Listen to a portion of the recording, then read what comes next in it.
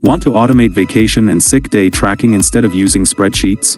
If ADP's accrual setup seems complex, you're not alone.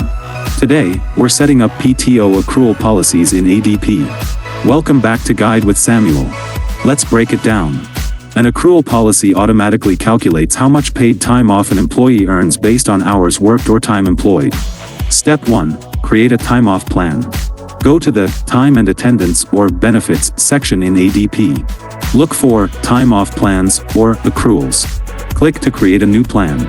Give it a name like Standard PTO or Sick Leave. Step 2. Define the rules. You'll set the accrual rate, e.g., 0.8333 hours per week for 10 days a year, the waiting period before accruals start, the maximum carryover amount, and when the accrual is granted, e.g., on payday or the first of the month. And that leads to my crucial pro tip: assign the policy after creating it. Creating the policy doesn't automatically apply it to employees.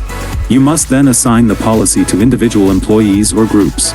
You can also set different starting balances for existing employees during this assignment. So, just like that, you can automate time off tracking and calculations. A well-defined accrual policy goes a long way in reducing administrative work and ensuring fairness.